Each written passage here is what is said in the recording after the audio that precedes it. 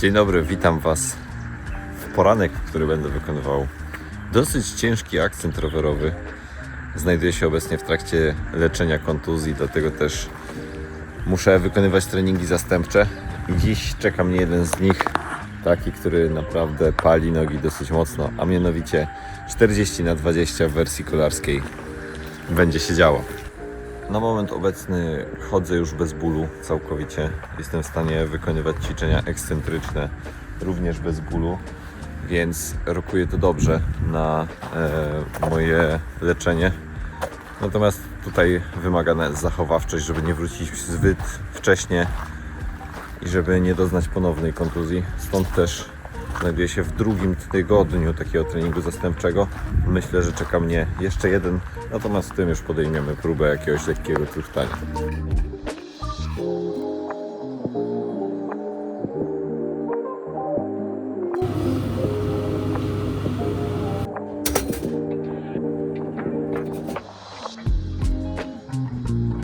Ten odcinek powstaje we współpracy z Ruvi, aplikacją, z której sam korzystam podczas treningów kolarskich na moim trenażerze. To, co najbardziej mi się podoba, to przede wszystkim realne trasy z całego świata. Mogę wsiąść na rower u siebie w domu, a po chwili jechać trasami, po których ścigają się kolarze z World Touru, albo robić trening na jednych z najbardziej ikonicznych europejskich podjazdów. Dla mnie to bardzo duży plus, bo każdy trening może wyglądać trochę inaczej. Nie kręcę cały czas w tym samym wirtualnym otoczeniu, tylko mam realne nagrania tras, realny profil podjazdu i dużo większe poczucie, że ten trening naprawdę gdzieś mnie przenosi.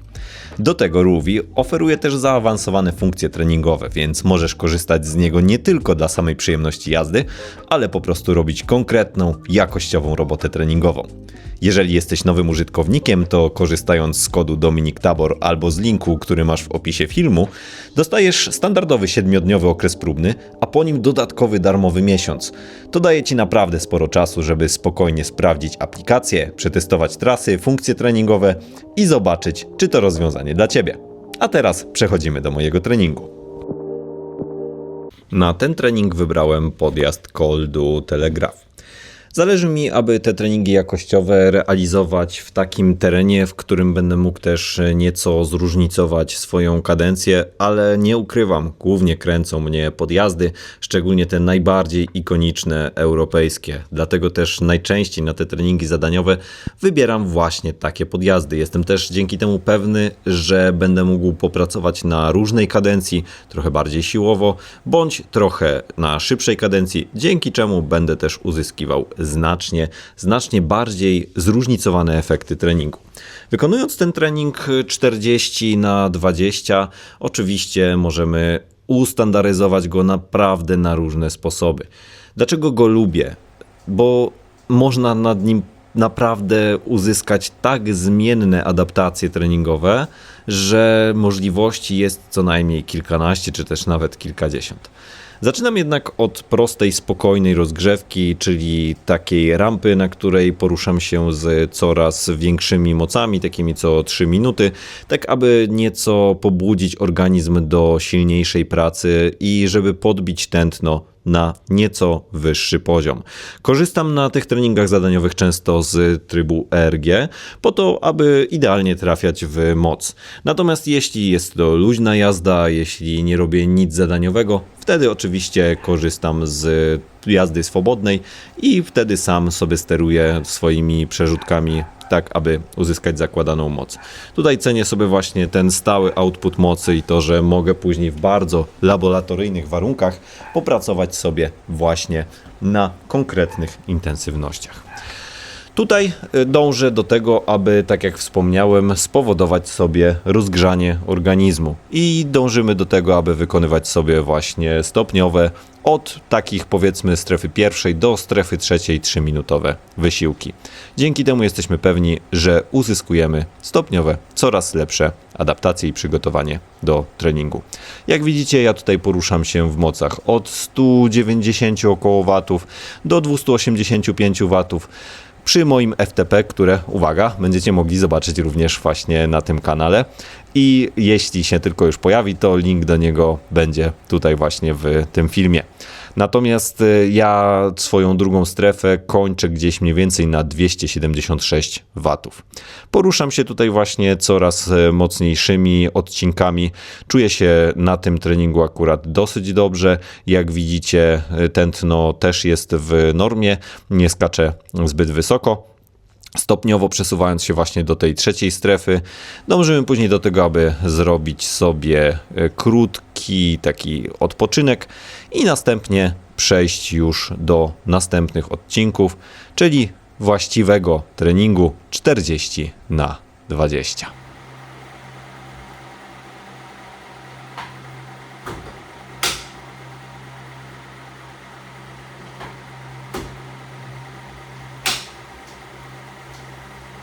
I przechodzimy do mocnych odcinków, rozpoczynamy pierwszą serię.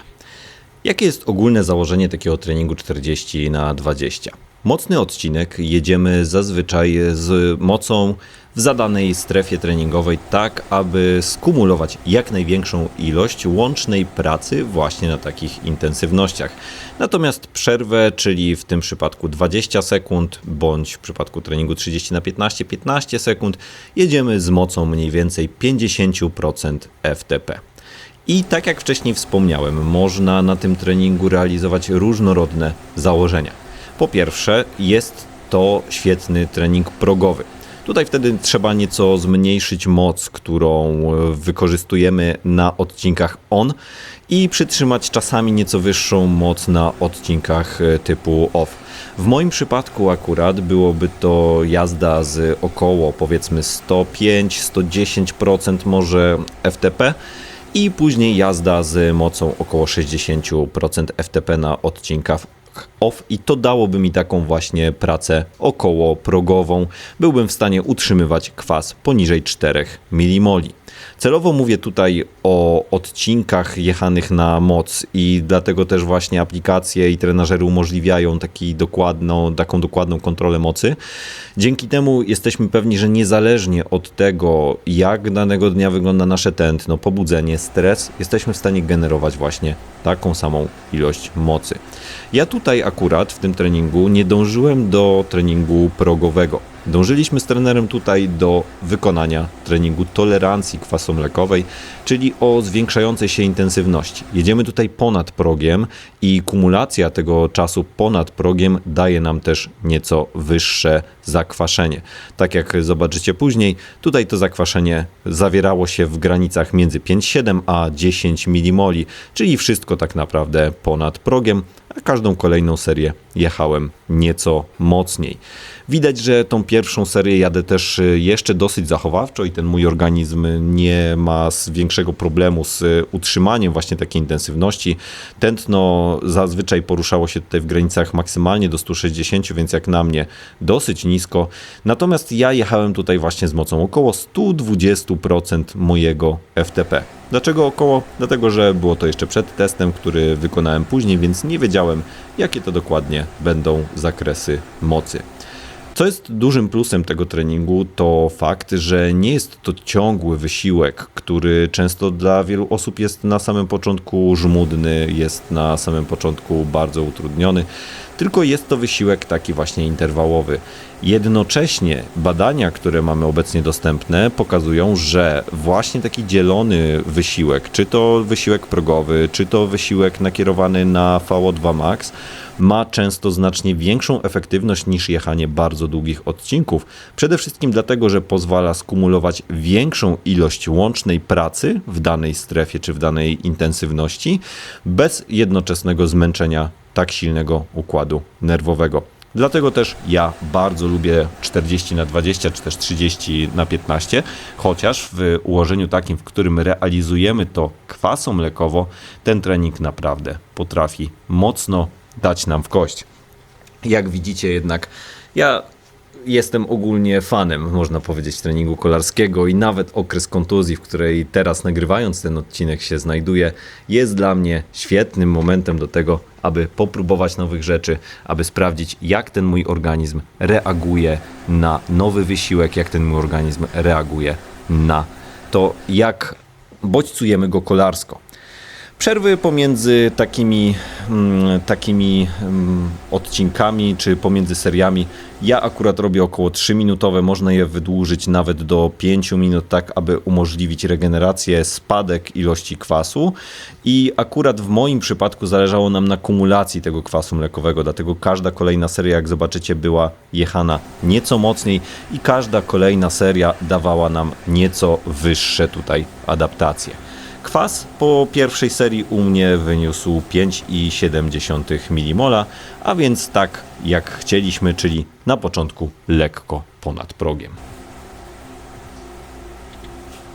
W drugiej serii zdecydowaliśmy się utrzymać moc na tym samym poziomie, a właściwie można powiedzieć, że ja zdecydowałem na podstawie pomiaru kwasu mlekowego i na podstawie wskazania z pierwszej serii.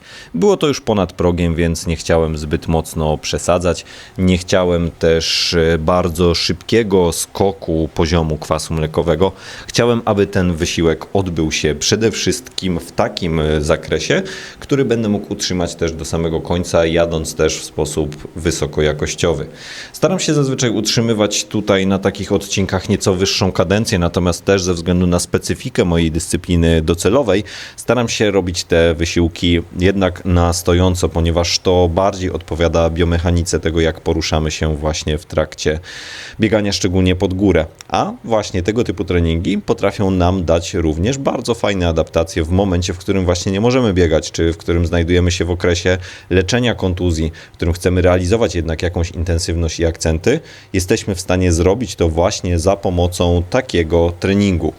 Ja bardzo lubię też to odczucie, które towarzyszy właśnie tego typu treningom i co ważne, lubię też to, że jestem w stanie utrzymać tutaj takie tętno średnie z całej serii na dosyć wysokim poziomie. To z kolei przekłada się później na większą tolerancję zmęczenia, przynajmniej u mnie, i jestem też w stanie wyżej wejść z takim wysiłkiem biegowym. W momencie, w którym wracam na przykład do takiego treningu typowo biegowego, szczególnie pod górę, bardzo mocno czuję, że na tych dużych podbiegach szczególnie ta moc bardzo mocno się przekłada na to, co jestem w stanie właśnie zrealizować i zrobić podczas takiego wysiłku. Jadę sobie tutaj dosyć jeszcze spokojnie i kontrolowanie, chociaż tutaj zaznaczyć muszę, że każdy kolejny odcinek, który tutaj się robi, jest trudniejszy. To zmęczenie się na to tak naturalnie nawarstwia i musicie być na to gotowi, realizując tą jednostkę, że o ile pierwsze 3-4 powtórzenia będą takie, powiedzmy, że to RPE wynosi zazwyczaj takie 6-7, to często, szczególnie jeśli robicie ten trening nieprogowo, tak jak ja tutaj, kwaso-mlekowo, wtedy możecie odczuwać, że już przy 8., 9., 10. powtórzeniu rzeczywiście ten kwas i ciężkość w nogach się pojawia. Moja technika oczywiście nie jest też tutaj perfekcyjna. Musicie zwrócić uwagę na to, że bardzo często pochylam głowę. Jest to też związane czasami z tym, że po prostu mam taki przyruch i takie przyzwyczajenie. Natomiast staram się z tym walczyć i staram się o tym pamiętać, ale nie wszystko naraz. Tu cieszę się z tego, że realizuję takie cele treningowe i taką też właśnie możliwość pracy bardzo, bardzo mocno sobie cenię. Kończąc ten ostatni odcinek mojej drugiej serii, czułem, że jest to wysiłek, który nadal jest jednak pod kontrolą. Czułem, że nie jest to takie jechanie powiedzmy na maksa, czy w strefie takiej, która powodowałaby mi większą trudność i kwas również pokazał, że jest tak, jak się czułem. W następnej serii postanowiłem podnieść moc o 10 W, tak aby popracować nieco mocniej. Czułem tutaj, że nogi zalewają się już nieco mocniej i nieco szybciej niż przy poprzednich seriach, dlatego też nie chciałem z kolei bardzo mocno przesadzać, tym bardziej, że był to pierwszy trening po powrocie z obozu i pierwszy taki mocniejszy trening też po ostrzyknięciu mojego ścięgna. Materiał o leczeniu kontuzji również będziecie mogli znaleźć na kanale. Cieszyłem się natomiast z tego, że mam bardzo wysoką tolerancję, jeśli chodzi o wchodzenie na te wyższe intensywności i mam też wysoką tolerancję w mięśniach, jeśli chodzi o taką, nazwijmy to, tolerancję zmęczenia, tolerancję tego, że nawarstwiające się to zmęczenie, tak jak wspomniałem, 9., 8., 9., 10. odcinek, te 3 ostatnie odcinki nie robiły na mnie aż tak dużego wrażenia, jak mógłbym oczekiwać, że będzie. Dzięki temu jestem również pewny, że mogę tolerować później w trakcie na przykład takiego wertikalu, mogę tolerować większe intensywności, mogę tolerować o wiele większe zakresy też tego bólu, który odczuwalny jest w mięśniach i pracować też na tych właśnie wysokich zakresach intensywności, kwasząc się, no jednak dosyć mocno. Lubię to odczucie. Szczerze wam muszę powiedzieć, że uwielbiam to odczucie na rowerze, w którym tak naprawdę moc cały czas jest podawana przez trenażer taka sama, czyli w tym trybie ERG. My musimy ją wygenerować. Nie ma tutaj miejsca na to, żeby sobie odpuścić, żeby sobie odpocząć, żeby sobie gdzieś w jakiś sposób właśnie zejść z tej intensywności.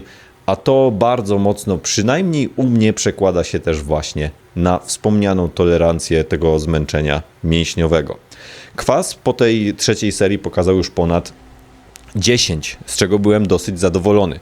Tak jak wam wspomniałem, nie było celem tej sesji akurat jechanie progowe, wtedy jechałbym znacznie słabiej te odcinki mocne, wtedy jechałbym pewnie w granicach 390, może 400 watów i to dałoby mi taki wysiłek progowy. Chciałem tutaj popracować bardziej właśnie nad zakresem tej tolerancji kwaso-mlekowej, co też zresztą się udało i jak pokazały następne treningi, które wykonywałem na następnym tygodniu, ta tolerancja znacznie się zwiększyła, zarówno jeśli chodzi o generowaną moc, jak i o poziom zmęczenia, tętno, ale także właśnie kwas mlekowy. To jednak nie jest jeszcze koniec tego treningu. Po odpoczynku, po ostatniej serii, wprowadziliśmy z trenerem pewną nowość, którą mogliście już obserwować podczas obozu na Teneryfie. O co tutaj chodzi? O to, że w trakcie schłodzenia realizujemy jeszcze około 10-minutowy odcinek w granicach progu tlenowego. Po co to wykonujemy i jak można to użyć we własnym treningu? Po tak silnej jednostce i po tak wysokim wyjściu właśnie w tą glikolizę potrzebna jest też umiejętność buforowania tego kwasu mlekowego.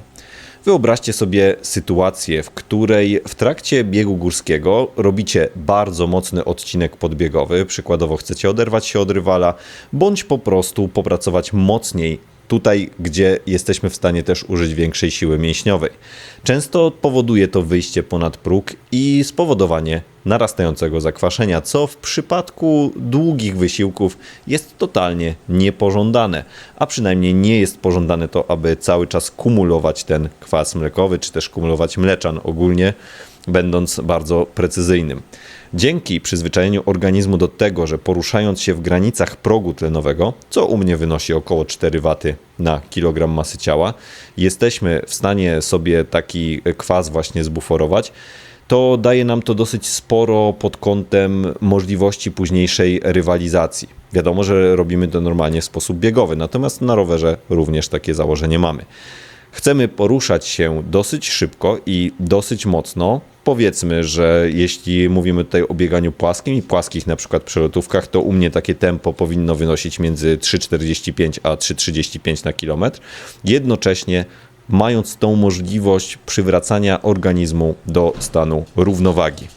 Trening kończę oczywiście spokojnym rozjeżdżeniem i trening kończę bardzo takim spokojnym akcentem. Dążymy tutaj przede wszystkim do tego, aby oczywiście dać sobie możliwość na powrót do względnej równowagi, bo po takim treningu oczywiście regenerujemy się 1-2 dni w zależności od tego, jakie kto ma możliwości. Jechało mi się tutaj bardzo dobrze i jestem pewny, że jest to kolejna cegiełka dołożona do budowania mojej formy. Oczywiście wolałbym, żeby to było w trakcie biegania i abym nie musiał robić takiego treningu zastępczego, jednak na ten moment po prostu jest to niemożliwe. Cieszę się więc tym, co mam, cieszę się próbowaniem nowych metod treningowych, cieszę się próbowaniem nowej aktywności, a jeśli Wy chcecie sprawdzić takie dokładne informacje na temat tego treningu, zapraszam Was oczywiście na Strawę. Jeśli chcecie skorzystać z Ruvi i pojeździć sami na tych ikonicznych trasach, skorzystajcie z kodu, który dla Was mam, przypominam, Dominik Tabor, bądź linku w opisie, wtedy ta promocja naliczy się Wam automatycznie. A tymczasem dziękuję Wam za oglądanie, Dziękuję Wam za wsparcie też właśnie w tym czasie kontuzyjnym, który obecnie odczuwam. Dziękuję Wam za to, że cały czas wierzycie w moje możliwości i postaram się Wam odwdzięczać właśnie tego typu materiałami, nawet wtedy, kiedy nie mogę biegać. Standardowo zasubskrybujcie kanał, zostawcie łapkę w górę, napiszcie komentarz, jak Wy lubicie albo jakie Wy robicie treningi rowerowe i do zobaczenia w kolejnych materiałach.